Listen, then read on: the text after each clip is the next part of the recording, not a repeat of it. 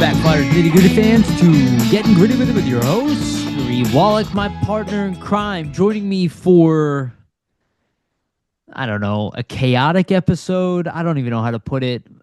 Vasili Gianarakos. Vasili, welcome back, my friend. How you doing? I think chaos is a great way to represent the situation currently in Yeah. Flyers land. The whole Michkov Tocchet situation, I wouldn't say that situation per se is chaotic. I think all the noise surrounding it, though, would be considered as chaos. And I think, honestly, a lot of what happened was overblown. We're gonna obviously get Ah, into we're gonna get into a lot of shocker. it, yeah, and why it had to happen. But I just think it's great to see Briere come out and put things to rest. It's good to see the Flyers respond with a win against the Capitals. That also helps quiet things. And it's good to see, hopefully, all parties here getting back on the same page and back on track. And when I said overblown, I don't mean in the sense of the communications from the organization or the way that this situation was addressed with Michkov, because I think there's certain things that the organization can learn from. But I just think the situation was overblown in terms of the toxicity and what was actually happening between the player and the coach here. Like, I think it was never as bad as it was made out to be. I'll leave it at that. Seems like the usual story, definitely for this season, more than anything. It seems that things have gotten untenable with the relationship of the certain segments of the X community and the Philadelphia Flyers. Because I don't think, as we can tell from the fire Tocchet chants that lasted like 2 seconds and barely, I They didn't hear weren't them even on TV. audible. Yeah, it wasn't even audible. So Yeah, it's you're a living in small a section. they're living in a bubble, and there's plenty to be upset about. It doesn't mean there's nothing to be upset about, and it doesn't mean your frustration isn't justified. But the response to it definitely, I would, let's just say, was inappropriate. Before we get into all of the topics today, we're going to talk about the Briere presser. We're going to talk about what happened leading up to it. We'll talk a little bit about the Caps game as well. We're going to talk about something that Spittin' Chicklets said too. That's just to kind of pile on top of that. We'll get the drama stuff out of the way in the beginning. We'll talk a little bit about trades, and then also TK earns honors that happened, a few days ago, but I do want to bring it up. And then we're going to talk about the Panarin trade that broke earlier before we recorded, and then we'll do our usual, lineup analysis. And we'll talk a very small amount about the Phantoms. Not too much to update there, and then maybe we'll do, if we have time, we'll do the prospect like stat readout. If we're going long, we'll save it for another time, but we'll see how things go. So before we get started, just want to remind everybody, please like and subscribe. Hit the notification bell for notification. Get notified when we release these episodes. And for the audio version, go to Spotify and iTunes and give us a follow and a rating if you can. Again, that is the best way to support this show. So if you've been listening to us, if you're a new time listener, we really appreciate a subscription for sure on YouTube. But any one of those things, like the likes, the shares, just any kind of interaction with our content is always a humongous help. So thank you all very much for those who have done that so far. Also, shout out to our sponsors, Jim Steaks at 4th and South. Make sure to go get yourself a cheesesteak from Jim's. They have one of the best, if not the best, cheesesteak in Philadelphia. Make sure to go check out Jim Steaks at 4th and South. Also, check out Summit Public Adjusters, 215-752-0560. Go to them for your insurance adjustment needs. They will help facilitate the process between you and your insurance company and make sure you get the best claim possible. Again, Summit Public Adjusters, 215-752-0560.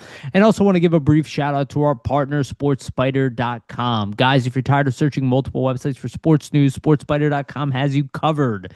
They collect the latest articles, videos, and podcasts from around the web and organize them by your favorite teams. If you want us to stay as up to date on our Philadelphia Flyers or the NHL in general, make sure to hit the link in the description of both the audio and video versions of this podcast. Again, that's sportsspider.com.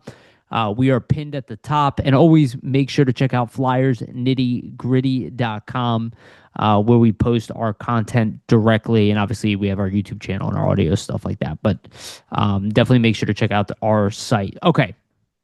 let's get into it. So let's take a step back before we got to the press conference. Let's just recap a little bit of how we got here. So Flyers essentially at the end of December, they had the sixth best winning percentage in the NHL. They were one of the top teams in the league. They were fighting, or, jostling back and forth for second in the division. And then when the month of January hit, I went away on vacation and I took my eyes off the team for 1 second, and It's all your fault, all Yariv. hell broke loose. It started off with like 6 game losing streak. A lot of disappointing losses in between. I think the overall record was 2-9-3 in the month of January. Winless and 11 against the Eastern Conference as well. So Yeah, which not great. really, really hurts. It's not just that they lost, it's who they lost to, a bunch of rival games, some embarrassing losses, especially against Tampa Bay, who just shellacked the And Flyers. Rangers. Yeah. Yeah, and the Rangers, and luckily I got to miss those games, but still painful. And essentially all those losses kind of brought fuel to the flame of the Matvei Michkov situation, where he has not been playing as much as he was last year. Complement that with the fact he came into the season out of shape, and that started.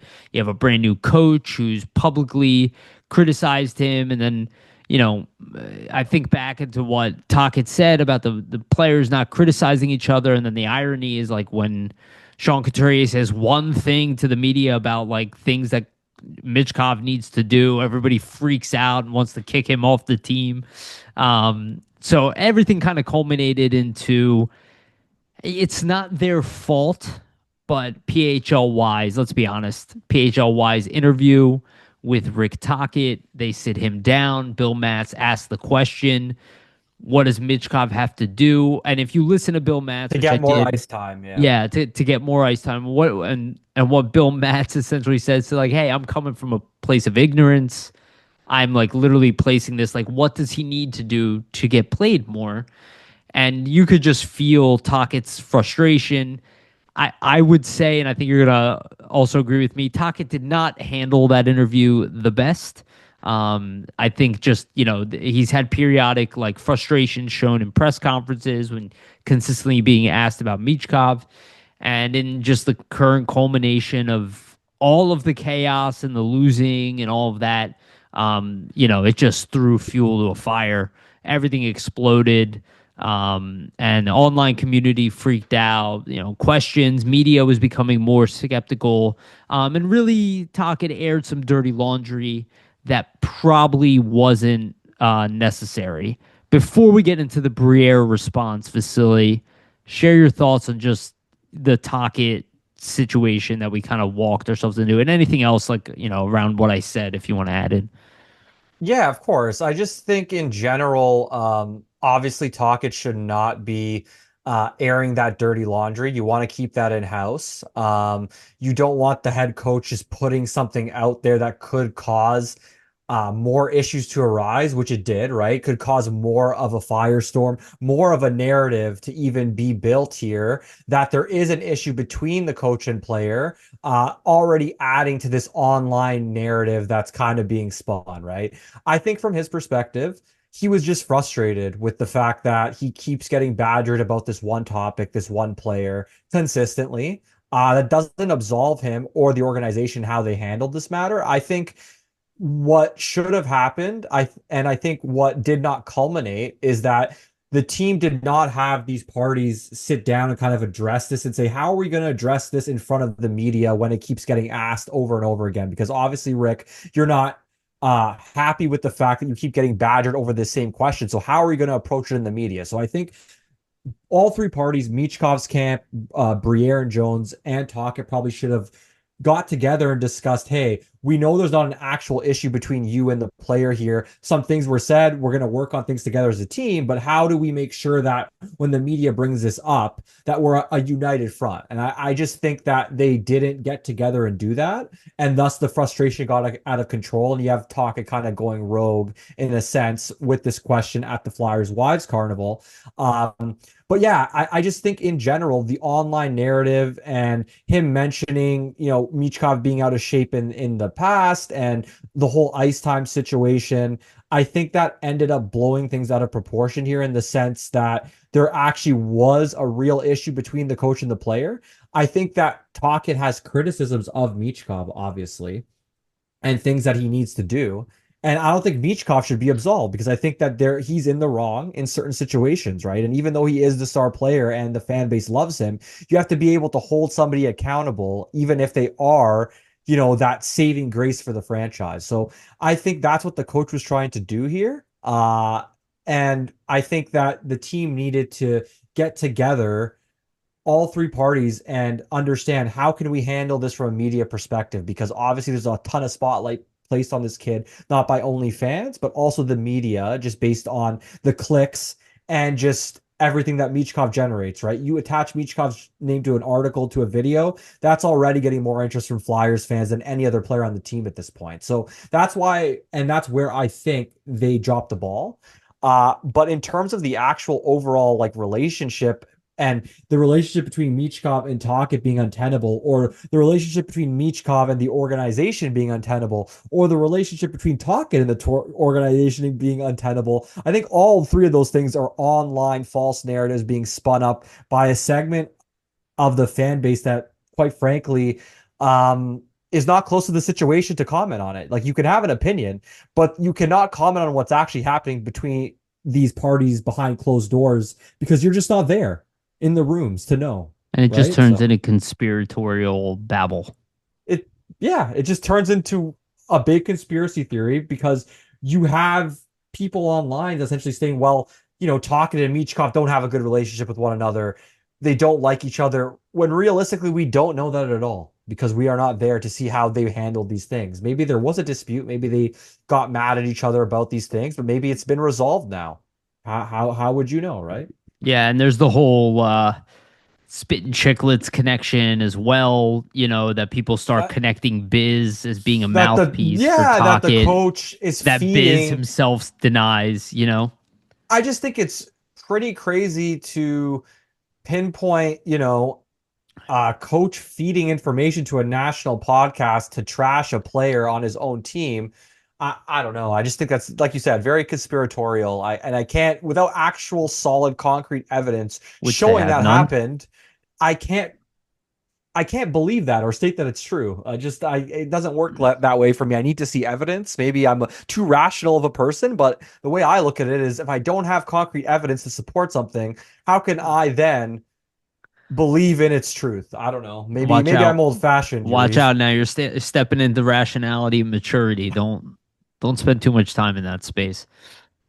Though it seems to me Not that on our Flyers audience, Twitter. I Yeah. will say this. Vasili and I were talking prior to this. I have a hard time believing that the people who listen to us on a regular basis, maybe you're frustrated. Maybe there's certain things you don't like with the organization, which it's totally understandable, especially with the type of month they've had. And they haven't made the Um, playoffs since 2020, so you have yeah, the right to be frustrated here. yeah, but you're probably not involved in a lot of the chaos, and I would say you're probably more just sitting back, I was frustrated that they're saying not winning. Yeah, I was saying to Yariv before the show, like I went on Twitter, just to tweet and talk about the situation because obviously we cover the team, so I felt an obligation in a sense to give my opinion based on the fact that we do cover this team in some capacity. And I will add those opinions to our Flyers Nitty Gritty account and things like that. And just being on there for half an hour going back and forth, I was just like, blow my brains out. This is unbearable. Like I don't yeah, I'm just There's that not a if great sphere to be in. it's reminding me of that show, man, I can't remember the name of it, but people might have known it's a Hulu show. I don't even know if it's a US only show. It might be actually a Canadian show, but it's about like vampires, and one of them is called like an energy vampire. and he's like this like nerdy guy who just like starts fights with people and sits back, and he's just like, oh, he's just like always taking people's energy. Like that's his whole thing. That's That's what the essentially, online yeah, narrative is. that Yeah. that's what that's what it's becoming. That's why you don't really see me on there engaging in that stuff because I'm like, I have the podcast to talk about. I don't need to get into Twitter arguments with people. I will try to write sometimes people have good points and stuff like that, and that's all good.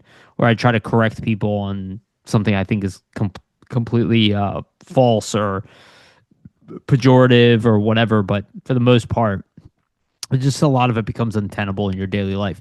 So anyway, let's fast forward a little bit. I'm gonna before we get into Briere, I will mention also Elliot Friedman, who's also commented at one point about the Philadelphia Flyers fan base being crazy.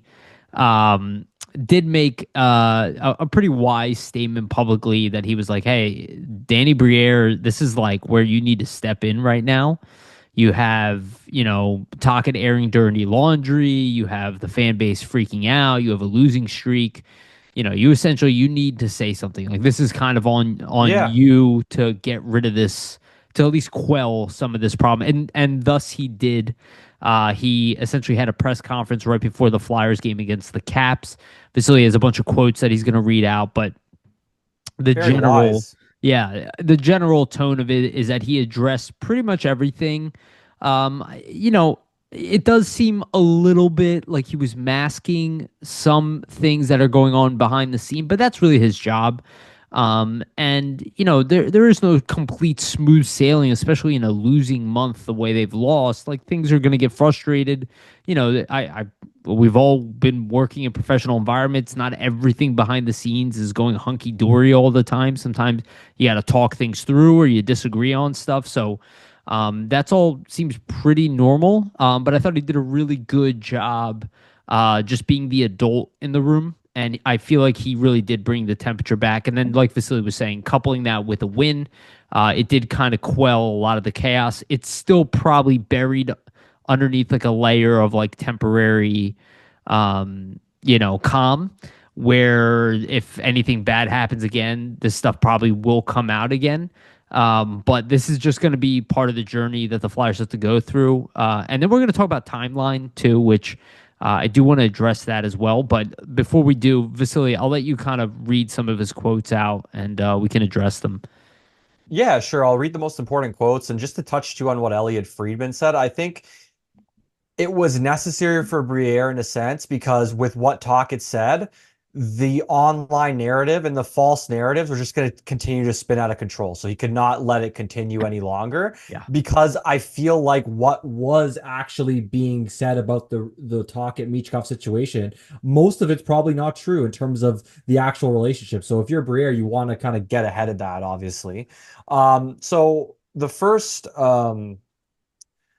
main thing that Briere kind of states here, and I think this is the most important thing, and it shows that he backs Michkov, which that was my main thought as well, that you were never going to see the organization here not back Matvei Michkov in this situation. And that's why I really thought it was overblown, because I don't think we ever were getting to a point where Michkov and the organization were going to turn on each other, or Michkov and Tocchet were going to turn on each other for that matter in a public way. But this is what Briere stated. One thing I can tell you, first of all, is Matvei Michkov is not going anywhere. Let's make that clear. Matvei is going to be here for a long time. He's going to be a good player here for the Flyers. What he's going through right now is all part of the learning process.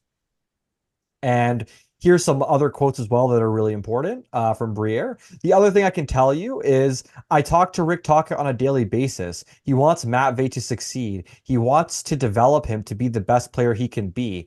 He wants to be here for the long haul to lead this team.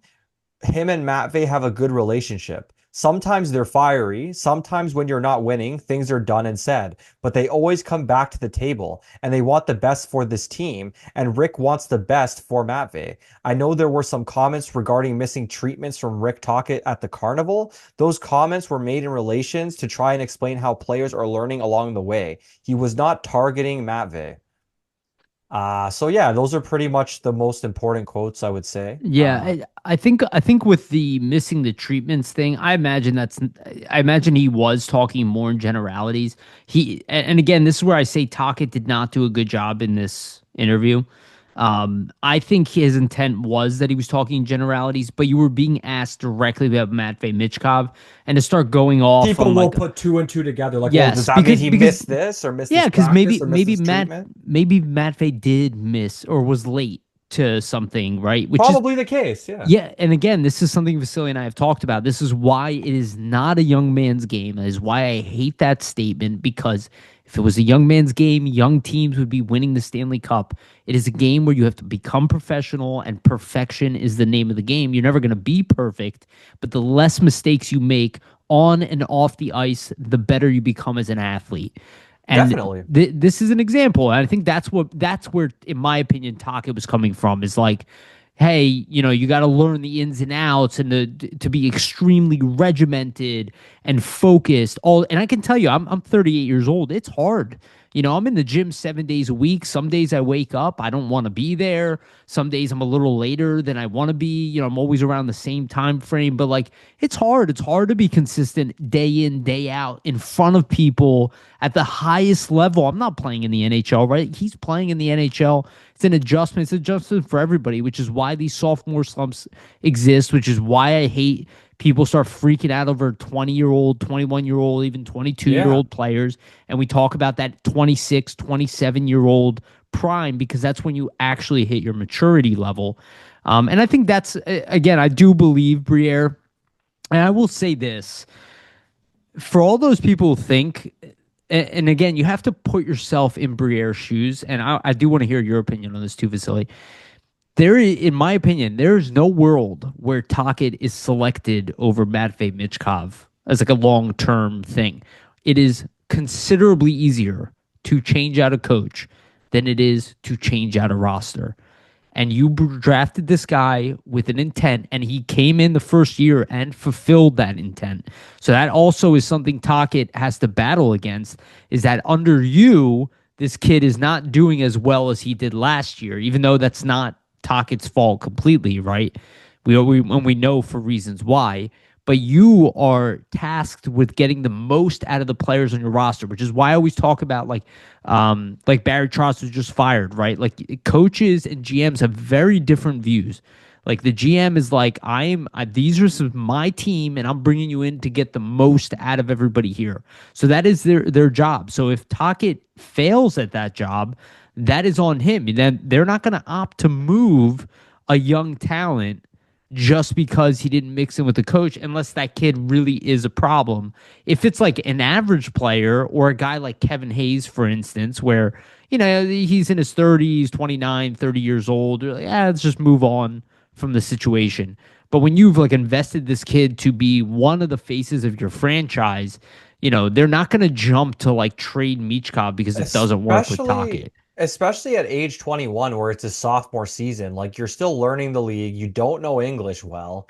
Like there's still a bit of a barrier in terms of you even assimilating to this culture.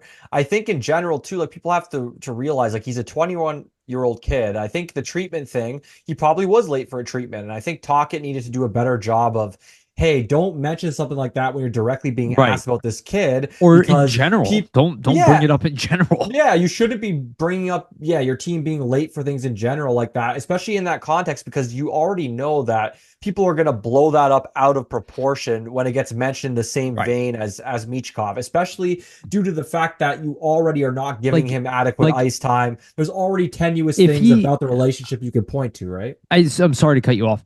If he mentions that to Charlie O'Connor off the record in the locker room, that's probably fine, right? Yeah. That Charlie's gonna know how to take that, how to react to that, what to actually write about, to speak on it in front of Charlie and Bill, on a live On air. broadcast Yeah. like that. And I think he would even agree with that. He probably was like, God damn it, I shouldn't have said that, right? Like, but he's a guy who's like he's pretty real dude, right? So he's just saying what's on his mind. So it just kind of culminated into like a bad interview Bad PR in a situation for really sure. bad time, quite Yeah. frankly. If the team's winning at this point and they're in a playoff spot, I feel like a lot of this does not get the magnifying glass and blown up out of proportion Right. in the way that it has.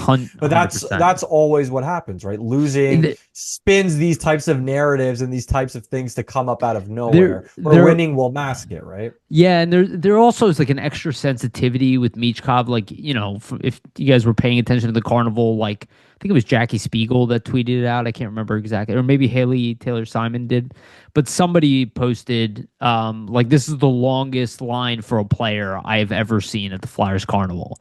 You know, and it's just like there's so much There's a emotionally hysteria. invested There's a in him. hysteria around People, him. people, and you guys think the Flyers don't know that? You know what I mean? And that's where like Tocchet walked into the situation. I don't think he even realized exactly how people felt about Michkov from the outside. Because like He's even if just you treating him like any young player he would treat on any roster and how he thinks he needs to and help develop them in their path and he forwards. doesn't have the previous season of a 65-point season and all the heroics that Michkov had. He's coming in fresh, and that's what we talked about. That it's gonna take It's a fresh time. slate for everyone involved, technically. Yes, and for all those who think that like Tocchet would not year one of a 5-year deal, it's not that he's immune from getting fired. It's possible he could get fired, but he's not getting fired. A little bit over halfway through his first season No, as an yeah, NHL coach it's not when he happening in had year been playing one. great hockey at one point too. Yeah, like it's not going to happen in year one, especially when you have them playing great hockey. And to your point, one of your best players has not been performing well. So how much better could the team ultimately be if you had him going too? And you're missing I th Tyson Forrester, Yeah, like I think also if one of your best players. hypothetically you see this play out into next season for some reason and beyond, and there's some sort of issue between Michkov and Tocchet, probably something's going to have to happen to quell that in some way, but I don't think it's going to get to that point. And that brings me to kind of my next statement. Like, I just don't think the relationship between Tocchet and Michkov in general was all that bad for it to get to this point. I think the comments that Tocchet made publicly ended up putting us where we are now, where Briere had to come out and make the statements he made. But I think the online narrative was very false, kind of calling out that They these two had they an did this with untenable I'm sorry, situation. they did this with Tortorella too. Yeah, there was some sort of issue between Michkov and Tortorella. Like, I don't agree with that. I just think, yeah, like, I don't think that there was really ever a situation where Tocchet and Michkov, like, can't, like, hate each other or can't be in the same room together or the situation's untenable. I think there's definitely disagreements maybe that have been had between him and the player, but that's natural between a coach and a young player still learning his way in the league and still needs to be taught in certain situations. And even though I think Rick Tocchet was wrong in certain scenarios. Like, I think, yeah, he did need to get Michkov more ice time. He did need to get him more reps in the power play. He probably should play him in his natural position, not on the left wing constantly. I think that would result in more success for him. But what I do think is that you can't absolve Michkov. Like, he did not come into camp in good shape. He probably did show up late for a treatment. He probably shouldn't do those things. There's probably certain habits in his game that he needs to correct in terms And of we've certain seen him defensive correct some of coverages. we've seen Yeah, him correct some of that, right? exactly. He's been better in the defensive zone ever since the first couple months of the season. And like I see like yeah, like I just see like people trying to pick at the fact that, it's all on Tocchet. It's all on These people Tocchet. already hated Tocchet. Of They course, already but hated him I coming in think here. I think you have to look at it from Tocchett's perspective. Like, this is a rookie player. He did not a rookie player, but like a young player. He did not come into camp in shape, obviously. You can see that he's lacking certain conditioning in certain situations on the ice where he just does not look as quick a foot as he did last season. That's evident. Now, if you are another player on this team, a veteran player who came into camp in shape, and you are conditioned well and you're not making defensive lapses on the ice because you're out of shape, how would you feel as that player getting less ice time than the player who did not come in shape and is out And of it- and condition and and is making espe- mistakes? and it's one thing if it's like Panarin, who we'll talk about later. Like if he came in less of shape, which I And it's a highly veteran doubt, who's done it year and year over again, and over. right? Yes. Then you're like, okay, well, we know who the guy is. again, it's kind of, it's understandable from what you're saying to some degree. It's both sides are kind of responsible, and it's just for me, it's too early for me to freak out. You Oh know what I yeah, mean? We need definitely. a larger sample Look, size, and we need Matvey to come in great shape before we can and start freaking out. no, totally. And what I was trying to kind of say is that like you have to think about it from Tocchet's perspective. If you start putting a player like that on a pedestal who's doing all the things wrong, not to say that Michkov's doing all the things wrong, but the number one rule of being a professional athlete is come to training camp in shape. Yeah. And he did not do that. This is why So Tortorella had the rope test, man. yeah, exactly. To scare these guys to come to camp in shape. It's a mental tactic that Yes. Tortorella would use. And But now they none, banned it. yeah, but nonetheless, like I just think if you're talking, you have to think about the inner workings of a locker room. Like, how are veteran players going to feel like, hey, like I'm on the fourth and third line. I'm not really making these lapses. I'm conditioned well, but we see this kid. We can see he's out of shape. We're NHL players. We know what it's like to be like conditioned well and in shape. They can obviously see he's a little out of it. Okay, shit happened over the offseason with the injury. Wasn't able to get on the ice, all that jazz. But like that's how you can make a locker room even worse if you start to play him 20 minutes a night and he's continually making mistakes and not getting back on the back check. Like And you you have also to, it's heard a him, fine line to draw, right? and you Yeah. you heard him too, right? Like by throwing him under the bus and watching him fail. I think Tocchet has done an okay job with it. There are some nights where I'm like, okay, Michkov's clearly got He something looks going on good. Play here. him more. Yeah, Exactly. and you're not doing it. And look, there was obviously a little bit of a response, and I think maybe Tocchet reflected on what was said, and I'm sure there was some conversation internally. He's like, maybe I do need to just tell Matvey straight up because apparently he did, right? He was like, Yeah, hey, if you want to like take more time on the ice, just take it. you can. You're allowed. Like I'm not And like maybe he's like maybe I am being a little too harsh on him. And I Um, also wonder with that, like the language barrier comes into play, I would imagine, where like maybe Michkov and him, they're like, I don't want to go to like it's hard for me to go to the coach and talk about this right away, or it's hard to bring this up to the coach. Like maybe there need to be more of a conversation. And that's where I think the management needed to step in and probably get them to talk and hash it out, which they did do before yesterday's game. And you see Michkov play 15:54. I think like the 12th highest ice time he's had all season. So that yeah. just also points to it like that's the 12th highest ice time he's had all season, which implies he played more minutes than 15:54 11 other times this season. Like I get that the ice time's been short, and I think we all have seen Well, in it, certain it came from situations. that 10-minute game the other night, Yeah, right? exactly. And I think he played really well in that game. So I think there is frustration warranted because that Zegras line with him and Brink looked their best line, And and he's getting 10 minutes, and you're wondering why isn't Michkov play or why isn't Tocchet playing Michkov more? So I think there's definitely frustration to be had. But I just think like now that you've gone to a point where you've all addressed it from three angles, management, Tocchet, and Michkov, I think you're on the same page now. And that's where I think it looked like just all parties were not on the same page, and this was kind of blowing things out of proportion.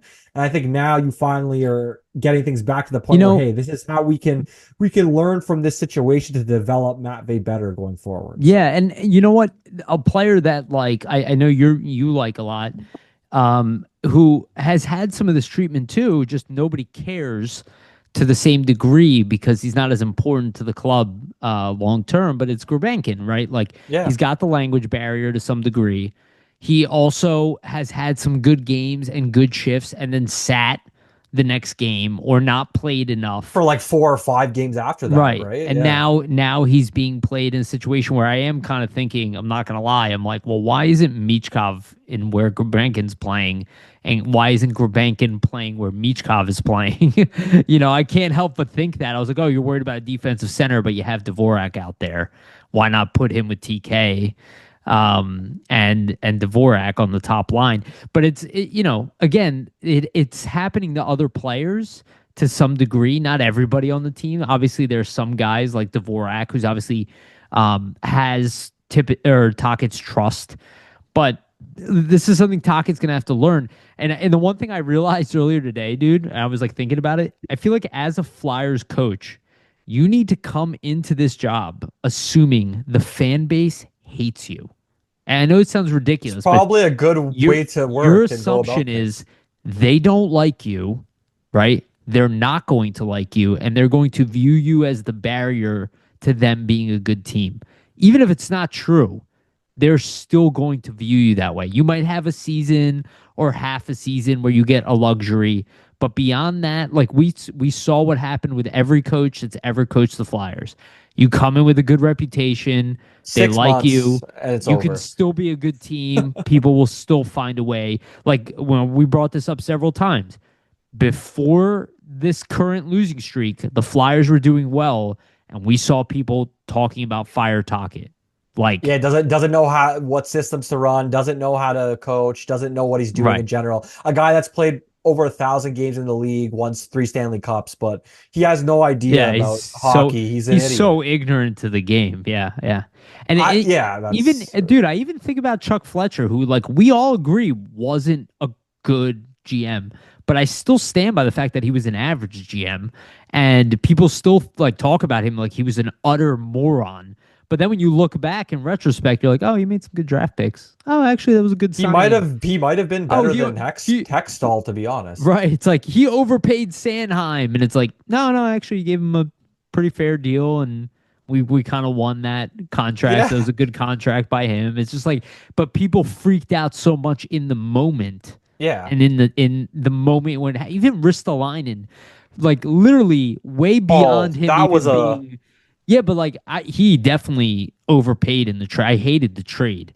But like the signing contract was like, oh, well, this is the worst this is the contract in end the of the world. NHL. Yeah, And I was like, exactly. now we're like looking at contracts, guys who are worse than him are getting paid more money than him.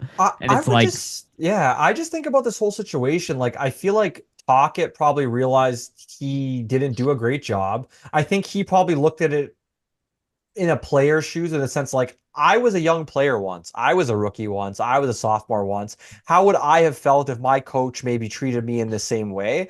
And yeah. I think if you're Tocchet, you can go back and do those things because he was a player. So he probably tried to put himself in Michkov's shoes, and that's why he went and had that conversation Well, with him to go over the ice time and taking longer shifts and things if like that. So if you remember, Tocchet, and I think this was before the season started, Tocchet had interviews talking about how he didn't pay attention to those details when he first came in the league.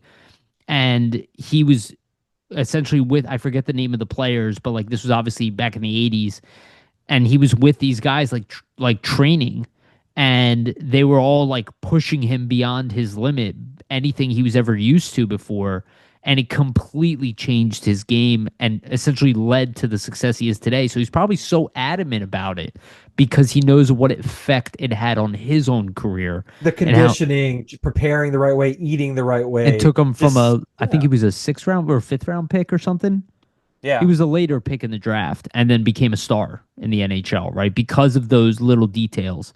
And he probably gets frustrated when he sees somebody like Michkov with so much immense talent coming in and squandering it, with because like I can make excuses with the injuries and all that, but the reality is Michkov probably didn't focus on his diet enough. Like again, I'm somebody who does this and I do it for no reason. So I expect a guy that his whole career is set around it to take it more seriously than I do, right?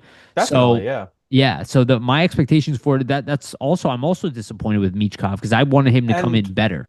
I think though that's why there's always a bit of like a discourse about when young players who are so talented come in, there's a learning process to getting them accustomed to the NHL. Because you have to think back to when you were 20, 21, you're in college. What's your diet like as a 20, 21-year-old? Mine was What's awful at that Yeah, age. that's what I'm saying. So you have to think about like sure these are athletes, sure they have nutritionists, sure, they're being coached to do this and do that, but at the end of the day, they're still very young adults and there will be lapses of judgment in terms of things like this and it's all a learning experience, right? Like And it's all okay, this didn't work.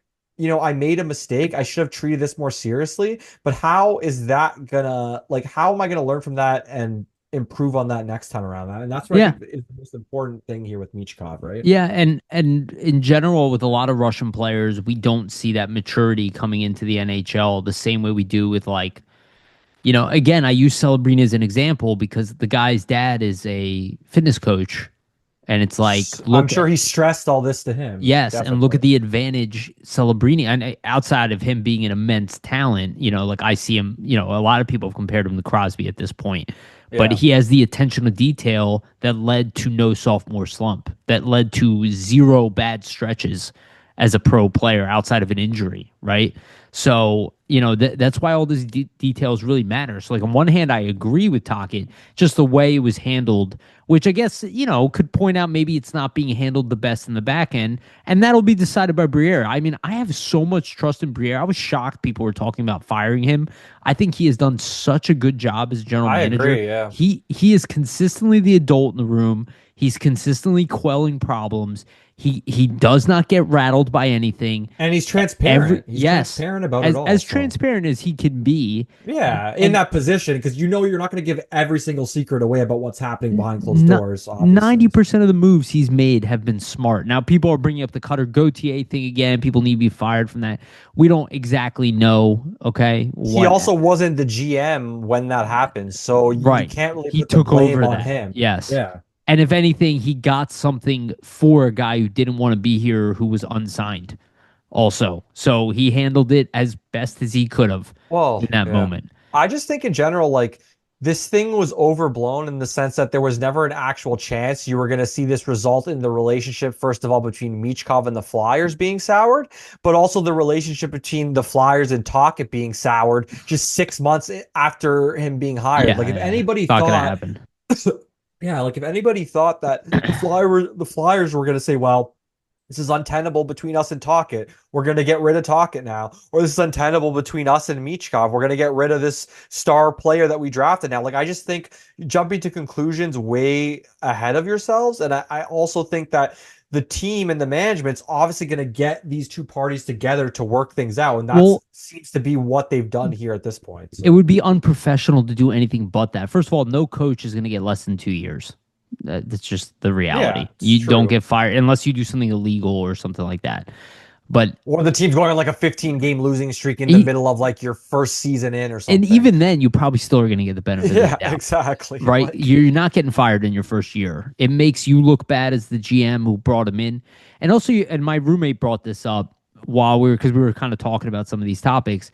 He's like, how would they expect anybody to want to play here or coach here if they did that? I'm like, you get hired and then I was just like, fired 6 months they in. Yeah. they're not worried about that. They don't care about the chaos and problems it creates. They think this is a video game that you can just replace things, and these are not Like human relationships beings. are real. Coaches talk. Like they're gonna say, well, why would I want to go interview with the Flyers? They're gonna fire me 6 months into my tenure and uproot my whole family and my life again. Right? Yes, Like, yeah, well, they're not going to anyways. trust you, and players too. Like, and again, this is. And now I want to get into the next topic, which is timeline. And I saw Yeah. people talking about how, like, the Flyers told us that this was the end of the rebuild. No, they didn't. In fact, quite the opposite. They keep telling you, we don't know when the end of the rebuild is. The players will tell us. All they have said is that they are done removing players from the organization. So trading away players for assets. They have been consistent with that, right? Dvorak came in as a good fit, as a good player. They re-signed him. Vladar come in. In fact, every offseason move that Danny Briere made has paid off. He made one move that he thought was a core piece, got three of them in the end, Yeah. right? And even the Ryan Ellis trade in Grunstrom, which I don't know if Grunstrom will be here a significant amount of time, turned out to be a good asset for the team. Decent fourth liner gives you some depth, right? Zamula, which people said was untradeable, managed to get Tomasino for him, right? Bring in a guy at the very least can help the Phantoms. I And literally we had people tweet me say he won't get anything back, untradeable. right, exactly. So he is, but again, back to the timeline thing. The only reason that anybody suspects anything about a timeline is their own assumptions. We have made an educated guess based off of the financials, and we never told anyone that it was this year because from Vasili and I's analysis that we've been doing pretty deep and pretty consistently from those who have been listening, we always told you this upcoming off season is when the window opens, that it would slowly open up. And what has happened?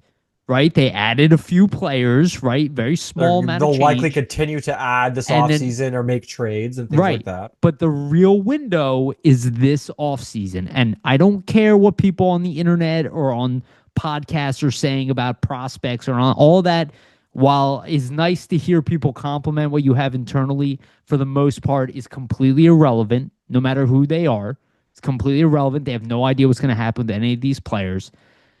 We have accrued enough assets and enough cap space now by this summer that the team now has the leverage to make moves, to bring players in. So the window opens. That doesn't mean this offseason the floodgates open and the team overnight will become a Stanley Cup contender. No, I would definitely love not. it, but the window is Well, opened.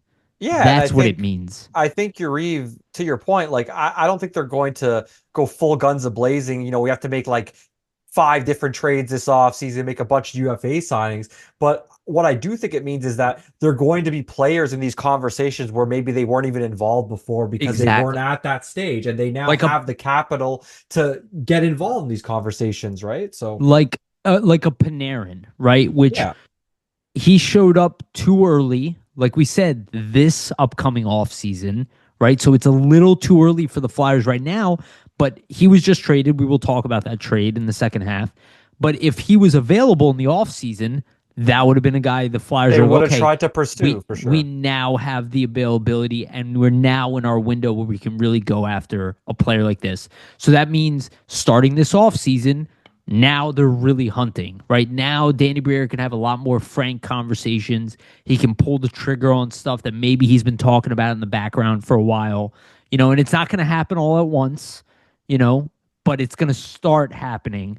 And for all these people freaking out like it was supposed to be happening right now, I think the illusion of where the Flyers were at, which exceeded both of our expectations, and obviously the Flyers, as they've mentioned publicly, that they exceed our expectations. I think it kind of, and this is where I really do empathize with people, and this I actually really understand the frustration because I felt it too, right? You see the team doing really well, and then they get knocked down back to earth, and just like turning the knife on you. You know, It's a bit of a reality check though, you right? thought maybe we were ahead of schedule, and it's like no, we're pretty much right on schedule this upcoming off season. We have one more draft to worry about. Like one, we're probably as of right now we're going to draft inside the top 12, 13, or Yeah. whatever again. Maybe we win the lottery draft, which would be amazing, or even just move up in the draft. There's several very good players at the top. Yeah, yeah. So, like I think that kind of made everything worse. But all these people talking about timeline, how Briere and all these people, it's completely made up. And Well, yeah. go Just ahead, to go ahead. add, like earlier this season, before the season even began, I believe Briere had a presser to kind of open things up. I think this is before training camp, but he even mentioned we would like the team to take a step forward. We'd like the team to be in contention and get better and be in like important games and be in the playoff mix. But they also said and realized that we don't expect these things to happen. Like we'd like the team to take a step forward. We'd like them to get better, but that doesn't necessarily mean that that is going to happen. They always mention that the players will dictate when we're ready, right? And Yep. I think we saw this team perform the way they did. And I think because of that performance, you see a guy like Dvorak get signed. And now I think you can look at and see them kind of drop off a little bit and say, well, maybe did that jump the gun? Did they have maybe waited to sell him? I think if you look at the center landscape in the NHL, there was not a lot of center depth. So it was a smart move for him to resign him no matter what the performance from the team was at this point. There is risk on the backside, but in terms of getting another player this offseason that could have the same impact for you at center in the free agent market, pretty slim, right? So I think Briere didn't want to open that up to trade. I just think in general, like that performance that they had to start the season and what's happened now, it's almost a reality check in the sense of, hey, this is a very young team still, one of the top five youngest teams in the league. That only points to the fact that there's still more development to be done here with a lot of these younger players. And I think once you start to supplement that younger talent with more veteran and established talent either through trade or through UFA here in the next few off seasons, this is when the window really starts to open up and we see the Flyers become a perennial playoff team again. So I think the team would have loved, like, and the organization obviously wanted to see the Flyers take that next step and be competitive. And I think to a point they have, but I don't think they were saying to the fan base, well, we expect them to make the playoffs this season. And this is the time that we're going to start, needing to make the playoffs every single year. Definitely not. I think they would have loved to see guys take steps forward, but and I still think there's certain players that have, and the team has in a respect because they've been competitive in games here. But yeah, I just to think that now is the timeline. Like I just think that was never been the messaging. So Right. Never. This is like the whole conspiratorial. It's like, no, no, but they implied it. I'm like, well, clearly you misunderstood them because they did not. And again, I believe that Vasily and I are pretty accurate about what we're telling you about the window because, again, all you have to do is look at the look at the financials. money, It is follow a the money. So business. You cannot do, the Flyers cannot do anything without cap space and assets. You can't do it. And I talk about this all the time. Tanking is a consequence of having no other choice. You have you need to nothing. You have replenish those right. things to be Like able to compete, like the right? So Penguins, when Crosby retires, they're probably going to have to tank. Like that is probably what's going to happen to them. Because 15 seasons of trading first round picks away, right? yes, now they're trying to get ahead of it. And maybe that'll work. And it's possible. They might not And have to tank yeah, in it. Dubas is good in terms of the draft, so you never know. But Yeah, like he is slowly accruing young players and assets, right? Looks like they might make the playoffs again this year, though. So, and they still have Crosby and Malkin and Letang and Carlson. So they're gonna have to figure out, like, okay, do we trade for somebody? And if they make a trade, then they dip into their assets again. Like it comes from not having any of their options. Like we talked about San Jose, talked about Chicago. They had no choice. They had years of winning and no prospects and no cap space. So like that's why that happens. The Flyers were not necessarily in that window. So they could approach it slightly differently, though they did finish towards the bottom of the league several times. That's what tanking is. It means you suck. It means your whole what they organization had is in shambles. they had three top 10 draft picks in like the last what 5 seasons, something like Yeah. that, maybe even more. I mean, if you look at yeah, they had Gauthier was 5 or was he Yeah, 6? Gauthier was 5, Michkov was 7, and then Martone was 5. So Yeah, yeah. so like, but they need to be worse. They need to be 31st every The time. very worst team. And Mind we mind know you, that when the yeah, lottery when you draft screws that up anyway. But that's literally what I was going to say. yeah, Like you being the worst team does not guarantee that. So why are you sacrificing other young players' development to consistently be the worst all the time? Not always the best way to approach it, but yeah. yeah. So, I do want to talk about Owen Tippett a little bit, and then TK, and then we'll get in the second half of the show. So I have to ask, why are people still talking about trading Owen Tippett? Like, I understand, and again, I think about the beginning of the season where people freaked out at him because he opted for a backhand shot instead of a forehand shot, and then freaked out about his hockey IQ. He is playing statistically, he's still pretty much on pace for maybe his career high, 53 points. Maybe he'll hit He's 55. got 35 points right now, so Yeah, 19 goals though. So he's still on track for like that 20. He could still hit 27, 28 goals this year, I would say, the rate that he's moving. But overall, his play, which mind you, he's playing like 16 minutes a night, uh, similar to Michkov. Uh, his his play has been dramatically better at both ends of the ice. And I can understand that people want to like trade him in a package to get something like substantially better. But like that's the only way I would trade him is yeah, like like first line center, number one defenseman. Those are the right types of deals I'm in a looking at. package for that. But I'm seeing like people like, oh, let's get Wallstad over here. And I saw that, oh my God, I thought it was an awful trade. It was Tippett, Luchenko, and a first for Jasper Wallstad, a goaltender, which like if you look at the trade for goaltenders, Why would they be that doing that that? is an insane overpayment for a goalie, just judging by the Yeah. market. Typically like, just the first round And pick alone would probably get you I though. like Wallstead. Like I he's do a really too, but good prospect, but it's really just a first round pick is what you need to get a goalie, not the other first round pick and then one of your best forwards.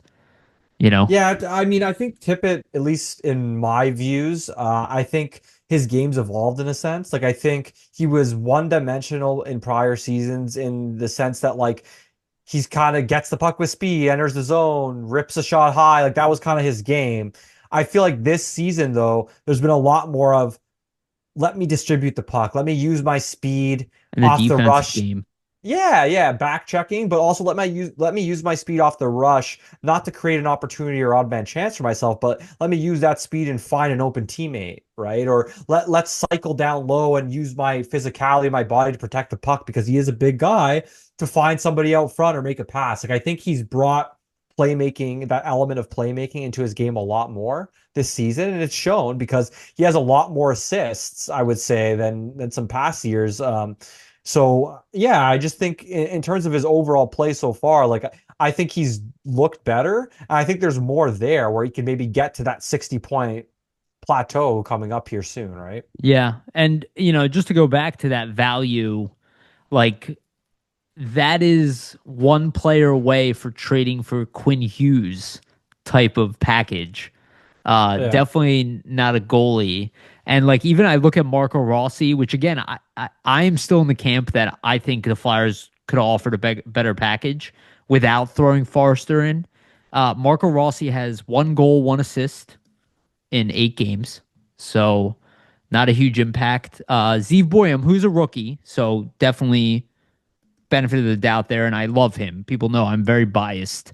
He's Israeli. I'm Israeli. Like I want the kid to be a superstar. Like if you look at Danny Advia in the NBA, he's the best Israeli basketball player of all time. He made the All-Star team in the NBA. That's like national news in Israel. So it's a big deal to me personally.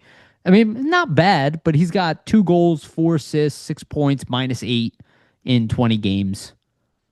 Liam Ogren, ironically, has the best numbers: 4 goals, 4 assists, 8 points in 25 games. So again, like the package wasn't like unbelievable that was sent to Vancouver.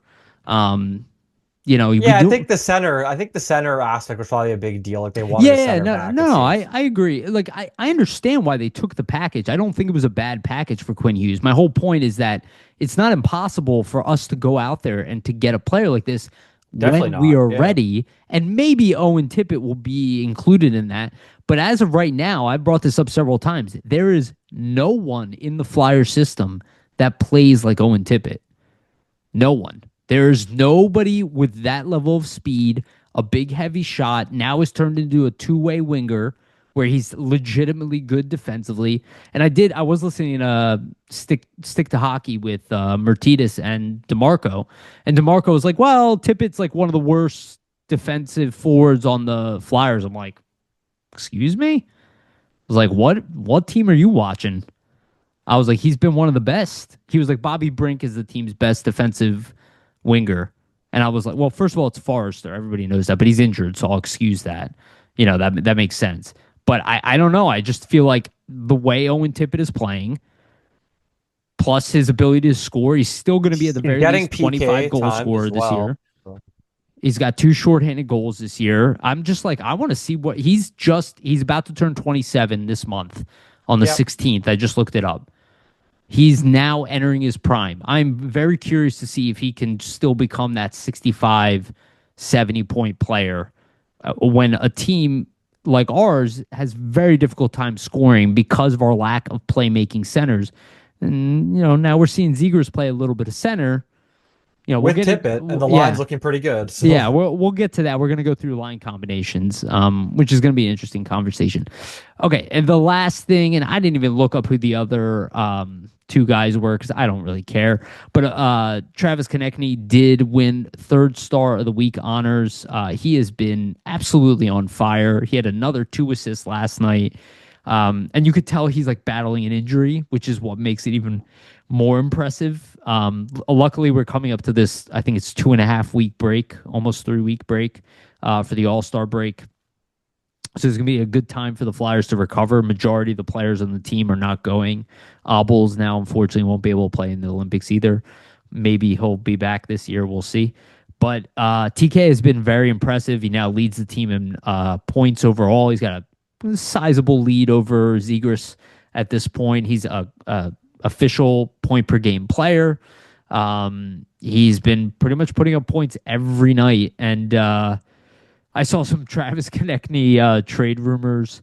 I think like the only way you trade Konechny is like literally if he's like, "Hey guys, I'm like dying here. I need to play in the playoffs." Like, Yeah, I only have definitely. a few years left. I don't think he's gonna do that. But that's the only way. Otherwise, I'm like, this is like kind of a great player to have around these young guys who, like Porter Martone's gonna join this team. Like, who is he gonna look at when he gets here as like the Yeah, man? set a great example, right? And that's Travis kind of who you Konechny. want to do that. So Yeah. Anything you want to add on Konechny? I'm sorry. no, I just think he's in the little slump that Zegras has had here, he's kind of picked up the slack. And I think we're seeing Zegras pick it back up as well the last few games too. So it's the offense has looked better. And I would say, I mean, after losing 11 straight against Eastern Conference teams, getting to at least beat the Caps in the way they did, it was a close game. It's not like it was a blowout or anything. I think that's good for their confidence, win a close one goal type of game situation, right? Because Yeah. they haven't been good in those situations lately when it's been a close game. They've kind of collapsed. So I will say, man, this break, so they have a game against Ottawa tomorrow, yeah. which is Thursday the 5th, and then that's right before the break. Um, I think there's still one more day of games after that, I think. No, Friday would be the Olympic begin. So I think tomorrow's like your last day. Is it? Yeah. Okay. I thought I just looked it up and I thought there was one more. Nope, you're right. You're right. The fifth is Thursday, you're right. I'm sorry. So yeah, the 5th is the last day before the break and comes right in time. Both teams, Ottawa and the Flyers, need this win. Um, they're Ottawa's pretty. not a great team. Like, I mean, the Flyers haven't been great either. I think the way I look at it, if you're the Flyers, right, like you beat Ottawa, um, and then you come back You and get you 3 points at immediately it. Well, then you're 3 points at it, or points in your last 3 games. It's a different narrative. yeah, no, but what I wanted to say is that like you beat Ottawa, you come back on the 25th and you have the Caps who you just beat, and then the next night immediately you have the Rangers. So it's not like you have two teams that are like best in the league or anything. So I mean, hypothetically, you could maybe have a 4 game winning streak on your hands. You don't want to get ahead of yourself, but like you've beat the Caps before this season. You've beat the Rangers before. The Senators aren't a good team. So I mean, if you can manage to let's say you beat the Senators, you get up to 62 points, and you beat the Caps, you get up, 64, you get up to 66 points. You're only like 1 point back of the Islanders in third place, 2 points back of the Bruins in the wild card. I'm sure other teams will win here to end off. So that might be, not accurate, but like you could be back in the mix here like right by the end of February. So it's possible. I'm looking at Claude Giroux's season. He's got 39 points in 56 games. He is the only player outside of Ridley Gregg.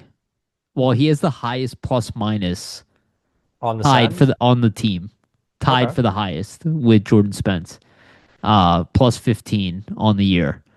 And I remember I was mocked for saying, not mocked, but like I remember people mocking the idea that like we should not bring Claude Giroux back.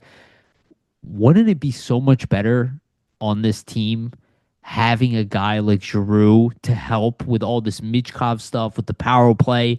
This is why I'm so adamant about keeping TK because I'm like, you need guys like That this veteran presence to help some of the that younger players for that's sure. reliable and produces. And he's playing 17 minutes a night. In Giroux's case, one of the best face-off guys in the NHL. It's like there's so much value to players who are still outside of their prime, and people just throw it aside. And it boggles my mind. Okay, let's take our quick break. Then we're gonna talk about the Panarin trade. Then we'll get into lineup stuff, and then we'll end with some Phantom stuff at the end.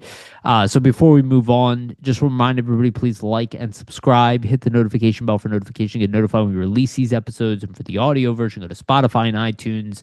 And give us a rating and a follow if you can. Again, that is the best way to support the show. So if you've made it this far or you've listened this far, please do some of those things now. We humbly appreciate it. So if you're listening and you haven't subscribed to our YouTube channel, please do so now. And if you can give us any of the other stuff like the ratings, the follows, the likes, the commenting, all of that stuff is much appreciated. Okay, so one of the top targets that we were hoping would make it to free agency, and I even was made to look dumb because I was like, oh, the package they traded for him wasn't too substantial, so maybe he'll make it into free agency. And he was like signed like a minute after it was announced that he was signed after I made that post. It's all good. So Don't worry. Artemi Panarin is officially, we knew he was going to be traded just because the Rangers essentially announced that they wouldn't be bringing him back, was traded 50% retained to the LA Kings. The return was Liam Greentree, a former first round pick, a conditional third. That third becomes a second if they win the Stanley Cup, and a conditional fourth, which will only be included if they make the third round of the playoffs. So they have to win two rounds. And yeah, just to add, the third becomes the second, with LA winning one playoff round. Oh, it's one playoff round. I'm sorry. Yeah. I thought it was Stanley Cup. Thank you for correcting me. So obviously not a substantial trade, especially when you consider he's not a rental. But from what we're told, and we did evaluate places that Panarin would want to go, we did name LA as one of the prime spots because they had a little bit of cap space. And obviously, and Kopitar retiring, so you need to do something, right? That's also a great point. Yeah. But also that, in general, Panarin seems to favor, big cities. He doesn't want to go to like a small area, right? He picked Manhattan. He played in Chicago before that.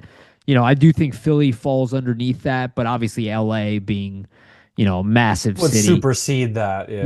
Yeah. And apparently, and I think you said this, that his other choice was the Florida Panthers, and that's probably the Bobrovsky connection with the two of them being like really good friends. So he ends up going to LA. Good move for them in the sense that they're also not that good of a team. But like you said, Kopitar is leaving. He has got plenty of juice left. I think he's 32 years old.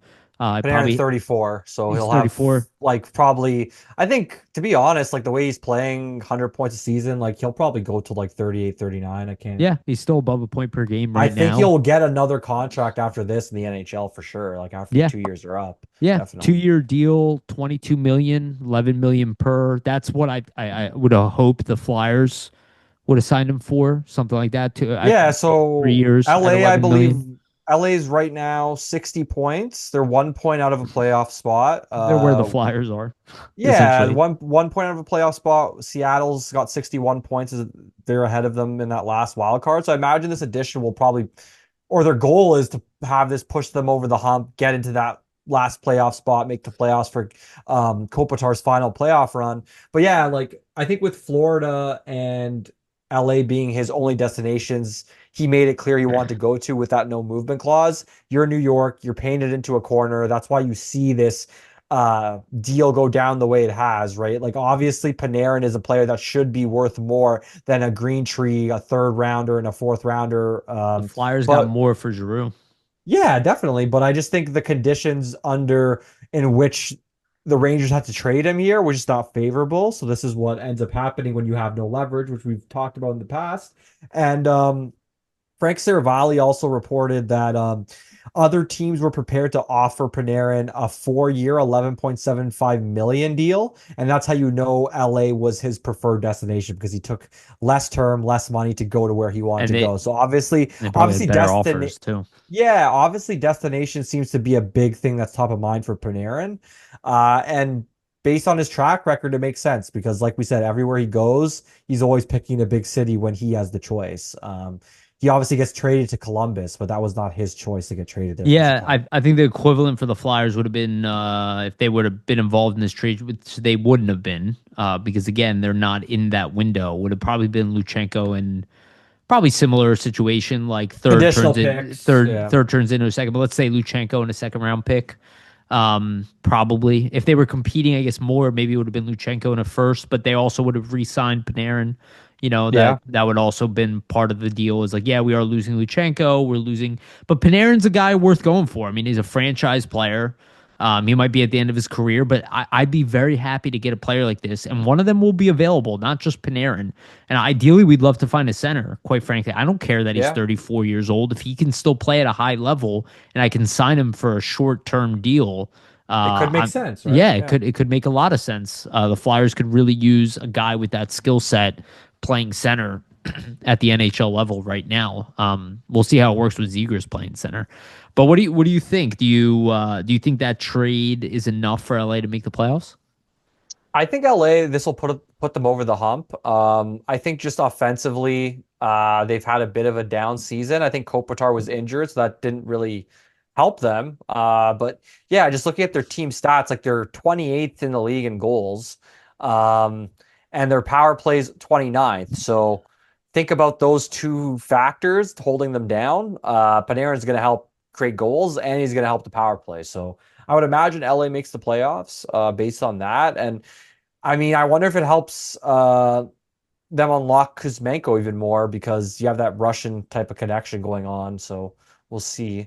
But yeah, I think like for Panarin, I think he still has a lot of good years left. So it'll be interesting to see how he fits in there. I think it would have been an interesting trade for the Flyers to make. I think he could have been a help to Michkov, for sure. Just with like obviously being Russian, similar play styles. Maybe he could have helped him kind of unlock his game Yeah. at the NHL level even more. But I'm interested to see kind of what the Flyers do this offseason, man, because I just think we've mentioned it so many times on different shows already. Like there's a logjam here at forward, so they're going to be doing something this offseason. Contrary to the belief that Danny Briere apparently makes no moves and does nothing, but they will do something here this offseason that's pretty significant because there's about four players too many that need to be on this roster Like next season. They need I to make room for. So I was thinking about it. I was like, what happens if like it's not gonna happen. What happened if like Tyson Forrester was coming back after the break? It's like what would happen to Denver Barkey? You know, I guess they yeah, just would send it back down, in right? this season, yeah, but like you're just thinking about like the future in general. Like he will come back next season. You will have to make room for him. Yeah, that's why I always talk Something's got about to give, Brink right? because So Brink's an RFA and he's going to look for more money, and we have the money to give him. But why negotiate a contract when you're already having trouble with roster spaces where his value? I mean, it could be a yeah. sign and trade too, but I mean, his value could be that hey, we have this good young player, he can be part of a package to bring something in we really need. He'll probably be on the move, would be my guess. I don't know I think so where too. or for what, but like to your point, I think it would be a larger package, not like a one for one type of thing with him, because it's like, Yeah, put your assets together. Let's address a need that we need to I desperately fill I if you can. the only one for one that I thought of was the Shane Wright thing, just because Wright's value has diminished, Yeah. and Bobby Brink is having a better season than Wright, even though it's a center for a winger. They might be like, well, let's get something good for him while we can, type of thing. And I don't know if Wright's even the right type of player, but we need another centerman here at the NHL level, one that can play make. And I don't even know if Wright is that guy for us. It's kind of like we have Cates, we have Coots, we have Dvorak. He might Like be more of that mold, to be right, honest. exactly. We kind of need somebody like maybe he could still turn it into be like a Patrice Bergeron type, but because Bergeron wasn't like a huge point producer, he was like a 65-point player. He was just so good defensively that nobody cared. Yeah, and That then he you put him wasn't with like two elite offensive guys in Marchand and Pasternak, and right. you're golden.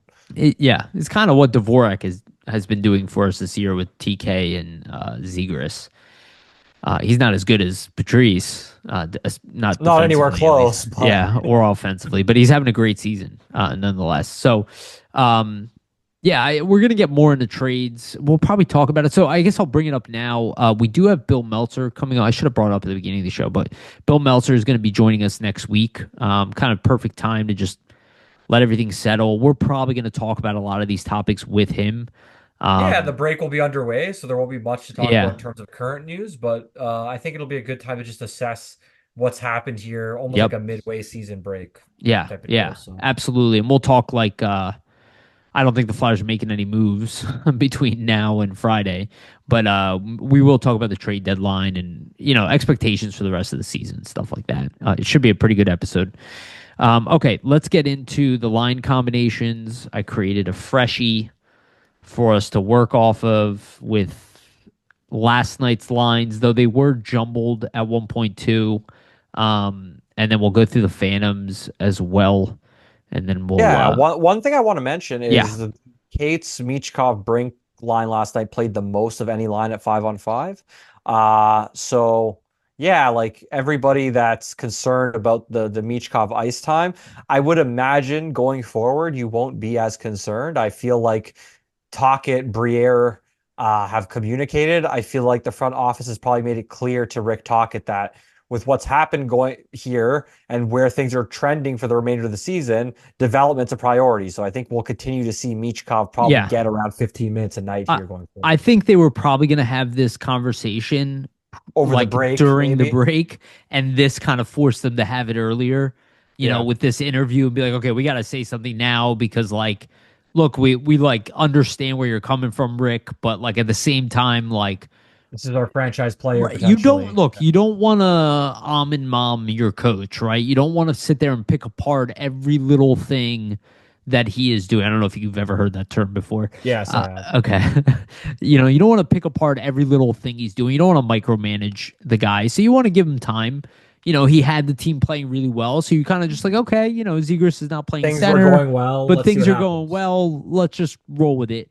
Now that the Flyers, it's not that they can't make the playoffs, but the odds have gone down dramatically, right? So they're going to definitely have some, review period, and Rick's going to be away, but they'll probably have the conversation with him when he gets back, as to what they hope, and they'll probably talk to the staff while he's away and whatnot. Though I don't know, is Yogi going to be? He's Czech, I think. I'm not Is he sure. with the Yeah. team? No, I don't think so. I think he's going to be hanging around. I don't think he got named to like the Czech Republic team. I'm not too Um, sure, but yeah. though that it's a little surprising, I guess. I don't know how many Czech coaches there are in the NHL. Um, okay, so let's go through the lines. As of right now, Grabankin, Dvorak, Konechny are still together. Barkey, Zegras, Tippett, Michkov, Cates, Brink, Delorier, Couturier, Grunstrom, and Hathaway. So my first thoughts, I mentioned one earlier. I'm fine with it. Like I'm not freaking out, but it does kind of make me think like why not do Grabenkin with Cates and Brink and try Michkov with Konechny and Dvorak now that you have Zegers in the middle with Barkey and Tippett.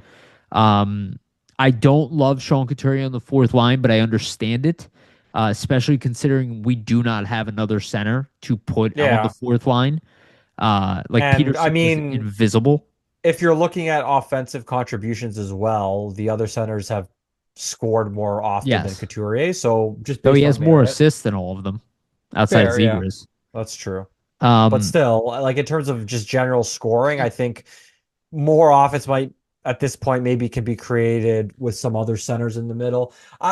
Yeah, I don't really get the Grabankin thing other than the fact that like they want to spread the wealth offensively. Like we don't want to have all our best offensive players in the two top lines. So let's have Michkov on the third line mm, and Cates and Brink can maybe, you know, that can help them offensively as well because typically they would be with a guy like I Forrest who's also really good offensively. So I just, I thought that like Michkov needed to be with somebody defensively responsible, and now I'm kind of like, okay, well that spot that Zegers was in is now open. fair. Gurbankin is not amazing defensively either, so it's like Well, I why guess I why are guess you they okay think with Cates is risking that that? guy. I guess they think Cates is that guy who's defensively responsible Well, no, no, for Michkov, right? I get that. I'm saying then why not have Michkov with TK and Dvorak? I Because agree. Yeah. do you know what I'm saying? Because I'm like, I, the argument before was the defensive game, but he doesn't trust Gurbankin defensively either. So that's why I'm kind of like, okay, maybe just because it worked, the first two the games. line looks good. Yeah, like the line's been looking good. I like Gurbankin's speed with them. I feel like he kind of goes into the corners, frees up pucks, Yeah, uses yeah, yeah. speed, goes to the net. So like maybe that's an element of it too, where Michkov's not going to bring that type of tenacity like in the corners that Well, Gurbankin might bring to that line. So doesn't that almost make like more of a caveat where we've been looking for that Forrester guy, and we've talked about this several times, like on that third line with Cates and Brink, and like Gurbankin does play more of that style.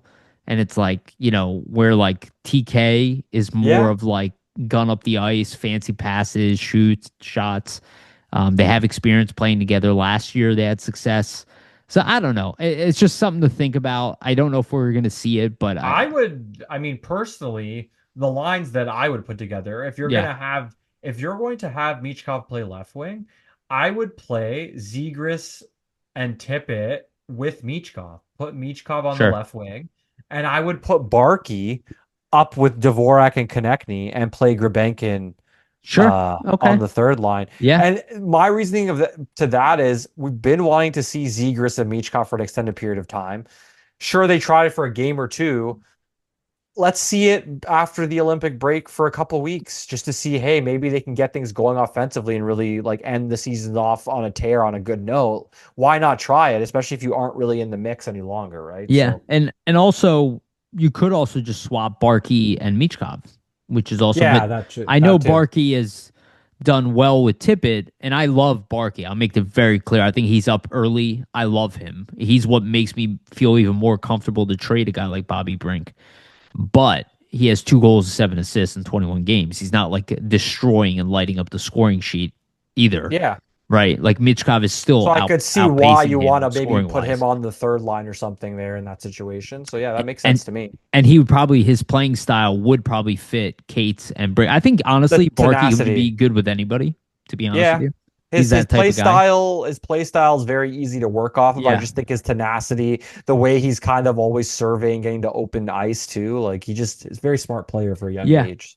So D'Lo has been in the lineup of late, and I hate freaking picking on this guy because he makes no mistakes.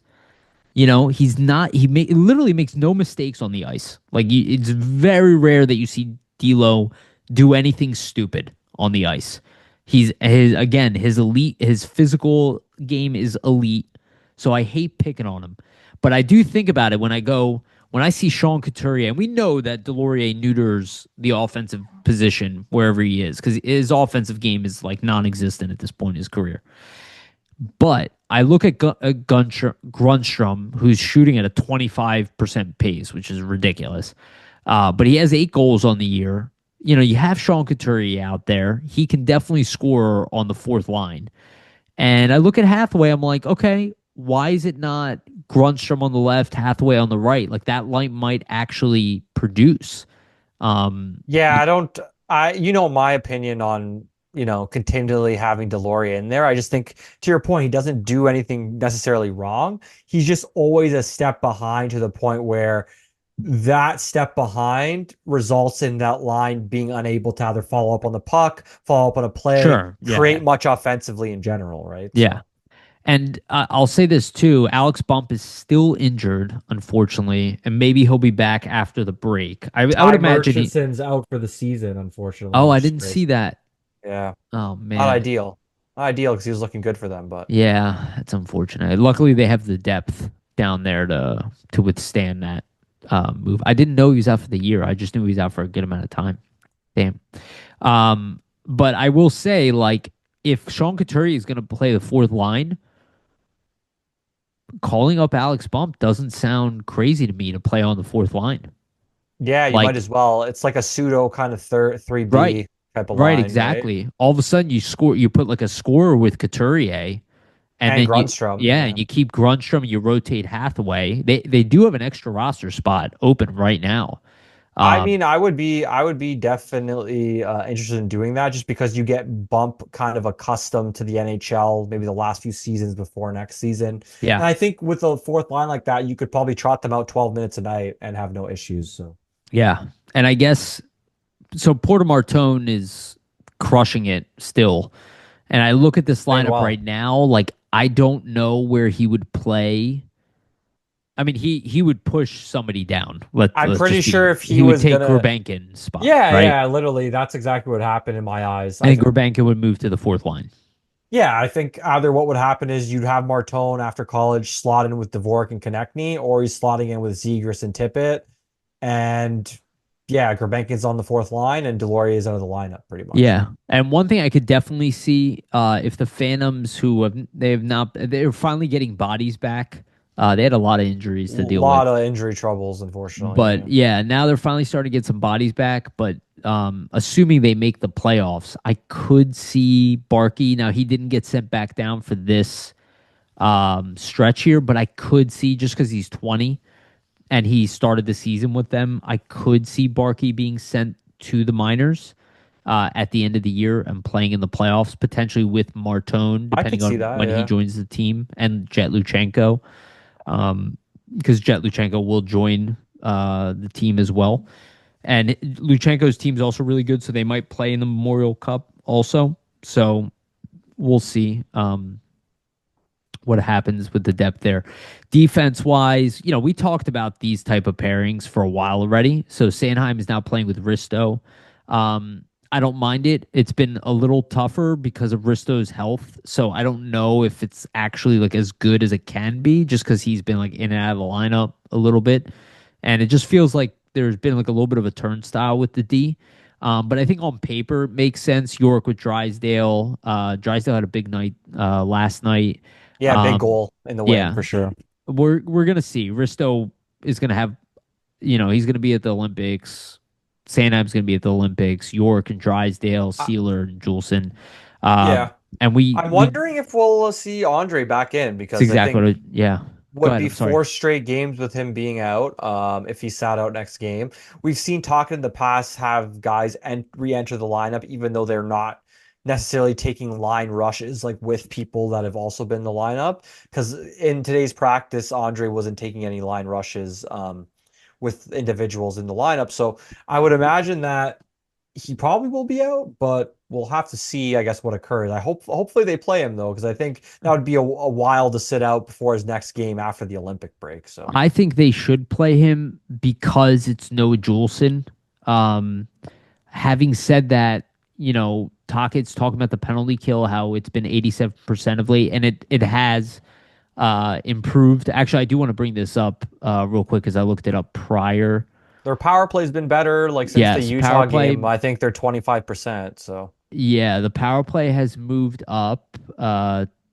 It is no longer near the bottom. I mean, it's still close to the bottom, but it's at 26th in the league with 16.3%. So it was the worst in the league, but now is trending at least in the right direction. yeah. 26 is not good, but it's not as bad It as looks last. better. I mean, they're moving the puck around a lot better. They're getting to open spots a lot Yeah. better. I do like the Michkov, like Barkey Tippett unit. I like the Zegras Brink connecting unit. Like I think Brink works well in the power play with Zegras. They have that USNTDP connection. Yeah. I do think though, like you need to get Michkov and Zegras I somehow I together on think the power Brink play and at some Michkov point. need to switch on the power Yeah, play. I agree. It's a pretty obvious switch to make. I don't know why they haven't done it yet. The only reason I could understand why you wouldn't want to have Zegras and Michkov on the same power play is your thought is okay, Zegras is kind of the quarterback on the one, so all the And puck touches are Michkov going is through him. yeah.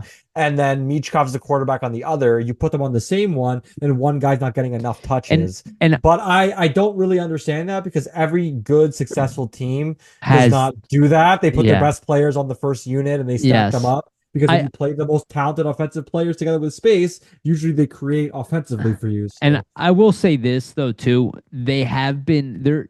I do feel like the Flyers do not consider either group number one because whoever's better at the time, right? Like yeah, and they also like some at some points they'll just start off with the second unit or whatever with the Michkov unit, and sometimes they'll start off with the Zegers unit, like which I don't think is conducive to a great power play. To your point, but that's what they're rolling with. They're like, we have two equal power plays. One of them will score tonight. Like that's maybe we that's hope their if attitude. it's possible, maybe. Yeah.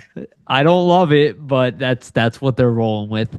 The penalty kill has moved up to 18th in the league. I mean, obviously initially it was top five, but it is at 78.9%. Number 14 is at 79.9%. So they're or number 13 is 80%. So they're very close. If they have a strong game on the penalty kill, they could move up into the top 15.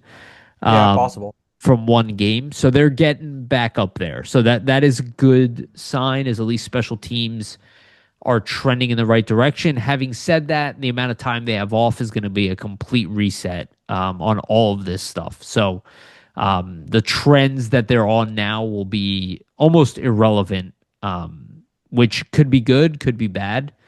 They need the reset where they are right now, but they I think, definitely want to yeah, finish I strong. would say honestly, like where the Flyers are, finish strong here before the break against Ottawa. And I think the break's kind of coming at a perfect time for them just to reset mentally, especially with all this talk at Michkov situation. Like this is good too for the organization just to let this blow over a little bit, right? So Yeah, and what I like about it too, it allows Michkov to address it. Look, as somebody who is into physical fitness, the reality that he's going to fix the problem with proper recovery and strength gaining in in two 2 weeks, weeks, that's naive. it's That's not not happening. possible. Yeah, it's not But the possible. combination of like just healthy living, trying to beef up with strength, focusing on his game, getting the right rest and recovery. Same for like somebody even like Couturier who clearly needs the recovery time.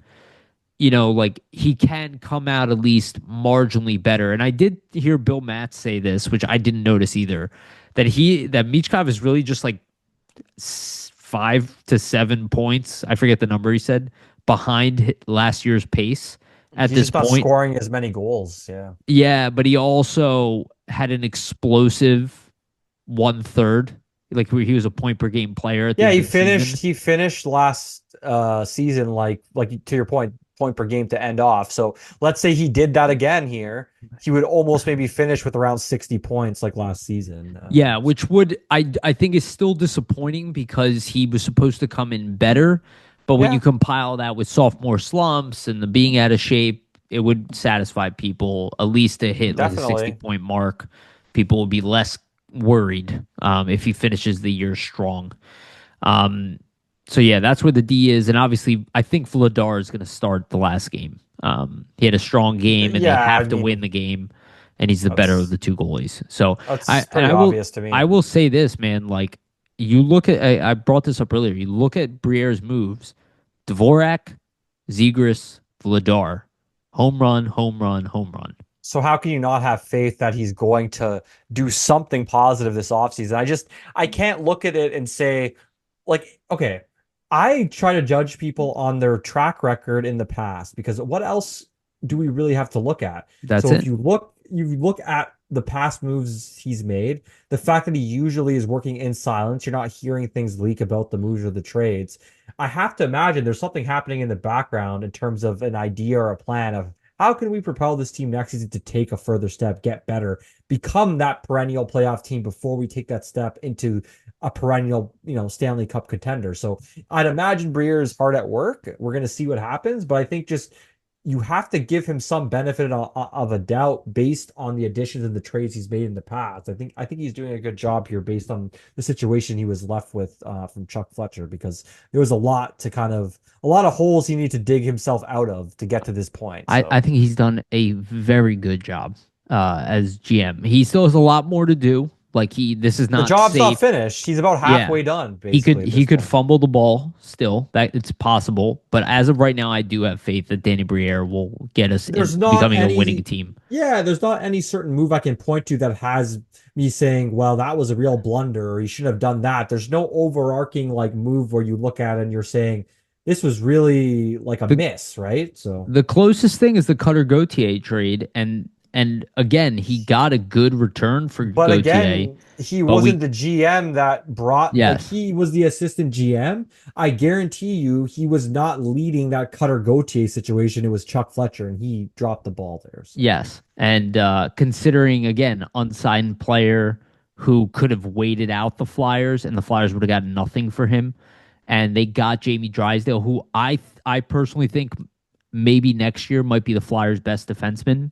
Nobody has brought that up once, but just the rate at which he's progressing and the improvement, his physicality, how much it's and he's improved only his 23 skating. years old, so Right. I'm like, there's a world. Like, he's better than Travis Sanheim at the same age. yeah, I don't think that's like out of the realm of Yeah. something that's true or Yeah. anything. Like I think you could make that argument I for think sure. he's caught Cam York already. So, Yeah, I mean, I think Cam York's probably still a bit better than him defensively. mm, But I would say like on the offensive side of things and moving the puck up the ice and first pass, like Drysdale probably has the edge on him. So York's a year older than him. That's why I'm kind of like, fair, yeah. I'm saying like in terms of just like Yeah, no, no. straight up defensive I know what you're physicality. saying. Yeah, I think that argument can be made for sure. He's York is stronger than Drysdale Definitely, yeah, physically. more Yeah. physical for sure. But Drysdale's improved dramatically in that department. If you consider where he was even last year to where he is this year, if Yeah. he takes another jump like he did this year, I mean, I see 55.25 minute guy in him, like top pairing comp. Like we're gonna be playing him with Sanheim type of guy No, next year. agree. I think Drysdale, like, if he could add, man, maybe like 20 points to his game, like that would be Yeah, huge. I don't know if that's gonna happen, but like I think it can. I think it usually definitely can. usually you see increments added to an individual's game. This year we saw the defensive game take a step up. I think for him the goal should be let's try to improve offensively next season. Yeah, I think, but Not and the I think rest. it starts with improving the defensive game, and the offensive game will Will come just come. from Yeah, literally just read my from mind. winning the battles, right? From winning the battles and Being in being the right position confident in on your the ice. positioning. Yeah, Yeah. exactly. And obviously, he had that huge goal last night, but that's what we've been waiting for all year, is just to fire it low like that, for either deflection or beat the goalie. Okay, we're gonna end here in a minute. I did want to bring up the Phantoms lines. Just go pee. Don't suffer. All right. Just go pee. We'll finish. We got like less than 10 minutes left. Let's do it. Oh.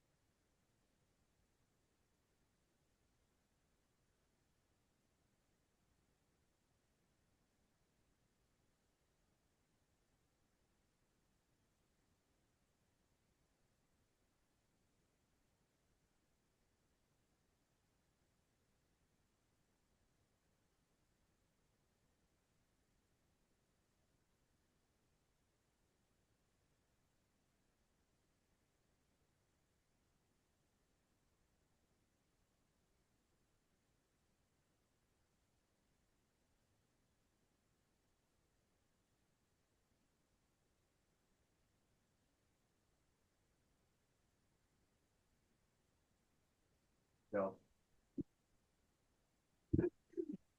Much better, man. Fuck. Okay, let's get back to it. So yeah, let's go through the Phantoms lines real quick. So Tucker Robertson is now playing top line left wing since Alex Bump is still out of the lineup. He's playing with Pedersen Peterson. sent back down. Yeah. Yep, Lane Pedersen is back down. Tomasino has been moved to the right wing. He did have his first goal as a Phantom. He's not doing amazing. He's got 1 goal, 4 assists for the Phantoms in like 12 games or something like that. Anthony Richard is playing with Dorwart and Marudi. Gendron, Gaucher, and Kaplan are still aligned. Wilson, Wisdom, Sawyer Bolton are playing as the fourth line, and Eklund's being rotated in several different locations. Massimo Rizzo is with the team. I don't know if he's injured or not. I haven't looked it up, but he has not played at all. He's just sitting outside of the lineup. So I kind of assume he's injured. I don't know, but he's not playing at all. He didn't do amazing in the ECHL. He was under a point per game down there. So that whole Massimo Rizzo, we have to get him in a trade included so far has not panned out for the Flyers. Yeah, I'd imagine that's probably why Carolina included him. They probably kind of were aware of what they were giving up on, so Mm-hmm. it's not surprising to me. They sent him over for free in the end. Yeah, pretty much. Um, the defense, Adam Yinning is playing with Christian Kyrou. Christian Kyrou, some good news, has been named to the AHL All-Star team. He's been really good. He obviously started off incredibly hot, and then now has picked it up of late. I think he has 5 points in his last 4 games or something like that. So he's kind of back to his scoring ways. But with the Phantoms, he's like a .71 points per game as a defenseman, so that's pretty good. It's better than what Andre did with the Phantoms. So offensively, he's doing well and playing top pairing right now with Adam Yinning. Helge Grans is now playing with Oliver Bonk. Hunter McDonald's playing with Roman Schmidt. Like you said, Ty Murchison is out for the year, so the extra two is Artem Guriev and Maxime Gonet, Maxence Gonet, and Gonet has actually had a pretty good season. He's on a half a point per game pace with the Phantoms. He's He's got been one, good offensively for them, yeah. yeah. So he's a guy who I could see getting a call up later in the year because he's 24 years old. He has NHL experience. I brought this up before. So he's one guy to keep an eye on. He's a little older than Grans too. So I don't know. I'm not sure. The Yeah, Flyers maybe. I wanted him wonder specifically. I So wonder if we see Kyrou maybe get a chance as well really late in the season would be interesting. maybe I'm just kind of with him. It's like where I guess if the power play is really struggling still and they're kind of like, well, we can let him run the power play. But I Last just look five at games or something, yeah. Yeah, I just look at the size of the defense and like already with Andre and York Probably not the and case. yeah, I'd imagine maybe Bonk would be a guy they'd want to give that shot to just because of the yeah, draft status of like being a first round pick and just a guy they have a lot invested in, maybe yeah. give him a little taste at the end of the Right. season. I could see him getting like maybe a handful of games just to give him a taste before he goes and plays in the with the Phantoms in the playoffs or whatever. Yeah, exactly. Um, some other things of note. Nathan Quinn is still crushing it. He's got 52 points in 41 games, 25 goals, 27 assists. Might be a steal for them with the seventh round pick. So Yeah. Porter Martone had 3 assists the other night against playing against Gavin McKenna. And I want to bring this up, dude, because I literally just saw this on my phone. Gavin McKenna is facing 4 charges and could face up to 20 years in jail after breaking the jaw of an unknown person. Um, Gavin McKenna, projected first overall pick in the 2026 entry draft, has been charged with a felony, an aggravated assault, misdemeanor, simple assault, and two summary oh offenses. wow. That's wild. I doubt he's getting 20 years in prison, but Something's gonna happen to him though. he's definitely getting something. I'm interested to see what this story is all about. We kind of just saw it pop up for us now. I've not looked into it, but So yeah, McKenna had allegedly been at a downtown bar with friends and family and allegedly broke the jaw of an unidentified individual. So it sounds like he got into a bar fight. I wonder Somebody if he got attacked though, and that That's where I'm ends up kind of these like, charges getting dropped, kind yeah. of thing, I right? will So we'll say see. this though, dude. This could hurt his draft position. Oh yeah, this will hurt his And draft position. What do you and mean? well, and I'm not gonna lie, if the Flyers drop and somehow this kid drops to like 5 or whatever, and the Flyers manage to be in that spot if their season, it would be hilarious if they end up being getting Gavin I would McKenna. draft him. I mean, I this isn't a good thing. Obviously, not a good thing character wise to get into bar fights, Yeah, especially but if he has like when. a year of jail or something, Yeah, that's not good. I mean, I doubt he's going to jail, but yeah, I we'll don't think see he's what gonna go either. happens. We'll see what happens here. There's always something interesting happening in hockey. Yeah, I That's opened for my sure. phone and this is what I see, and I'm like, Breaking great. news, jail. Yeah, I was like, what? I thought it was fake at first. No, I see it online. It's pretty wild. Well, that's a fun way to end the show. Yeah, You're not expecting that to be a topic, so well, at least he's not a flyer. yeah. Yeah, right. But it does remind me of like the Michkov situation where I was like his unfortunate position and the Flyers' unfortunate position to come together. Might So be a good thing. some team might end up winning out because they got him at third instead of Gavin, number I can only one. imagine Danny Briere. Gavin, we We like are people who punch people in the face. We're in Philadelphia. You'll fit right in. Gavin, we never wanted to see you go to jail, but the fact that you did go to jail allowed us to draft you. Yeah. So we'll take. Oh Ah, I man. love my Well, Vikings. definitely not good. Definitely not good. Don't punch people in the face at bars. Hopefully it's nothing crazy for both of the people involved, McKenna and whoever he punched, but we'll Yeah. see. It'll be interesting. Yeah, also Jet Luchenko has 1 point in his last 4 games since returning. Not great. Yeah. Nope. People are in full panic mode over Luchenko, which I am not. Jack Nesbitt is considered a failure at 36 points in 37 games. Um, I don't believe that either. We always knew he would take a while. So it's just funny how like all of the garbage just moved to the top immediately with all this chaos. It was just like, oh, everything sucks. Did you know that everything with the Flyers sucks? That they can't draft. That they have a terrible coach. They've ruined Matvey Michkov. There's no talent in the It's organization. The almost like rebuild it's a failed. false narrative being spun Yes. that isn't Oh, it actually true. very much is. Um, I find it comical at this point. And I do want to have one update for people who keep asking. Carter Amico now has 3 assists in his last 3 games. So, That's not uh, bad. That's good. yeah, he is playing in the U.S. Hockey League, so a lower league than the NCAA, but he's got 3 assists in 8 games. He Well, had good to see no points in him. the beginning. So, Good to see him get back on track a little bit because he's had a rough start to the season with the injury and everything. So yeah. So, again, he's a long-term project. So when you guys look at a lot of these players and they're not giving you what you want, like Jack Murtag, he's got 3 goals, 3 assists in 26 games. Um, it's not like I look at him as a failure. Shane it's his Van Sage, first I'm not gonna lie. I was plus looking one at draft year. So I like Shane Van Sage and I'd be interested in making him a flyer, but part of me goes like, if we do need to move a prospect, he could be might the be a good guy. one to move because a Has lot of the size teams are gonna factor. want him. You know what I mean? Like I know the Flyers are probably high on him, and other teams are probably like, well, we want a mammoth body like that.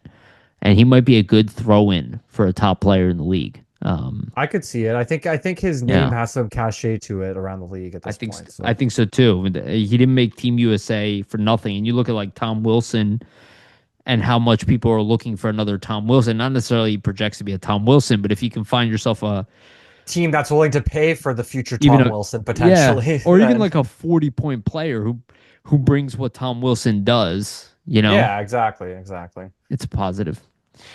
All right, man. That's it for us. Anything you want to add? Everybody just check out flyersnittygritty.com. A ton of great content going up on the website 24/7. Also check out Flyers Nitty on Twitter. That's Flyers KNITTY. Follow us. We post a ton of updates during the games. We try to put discourse on there. So yeah, if you want to chat hockey, follow us. Chat me during the game. I'll talk to you. Awesome. Yeah. All right. Just a reminder, please like and subscribe. Hit the notification bell for notifications to get notified when we release these episodes. And for the audio version, go to Spotify and iTunes. Again, that is the best way to support the show. So you made it this far. You're not subscribed to our YouTube channel. We'd love it if you did it right Yeah, now. if you came this far and you haven't subscribed, What, subscribe. What yeah, are you what are doing, man? you doing? Right. To reevaluate your life. Um, Subscribe, hit a button. yeah. And also for our sponsors, Jim Steaks at 4th and South, make sure to go get yourself a cheesesteak from Jim's. They have one of the best, if not the best, cheesesteak in Philadelphia. Shout out to Public Summit Adjusters, 215-752-0560. Go to them for all your insurance adjustment needs. It will help facilitate the process between you and your insurance company. Make sure you get the best claim possible. Again, Public Summit Adjusters, 215-752-0560. Shout out to sportspider.com. They are our partners. They aggregate sports content from all over the internet, articles, videos, podcasts, everything like that, and then organize them by your favorite teams. The link to them is both in the video and audio versions of this podcast, but it is sportspider.com. And always make sure to check out flyersnittygritty.com. Vasili, thank you as always for being awesome, my friend. Thank you, everybody, for listening. We love you guys. And remember, always stay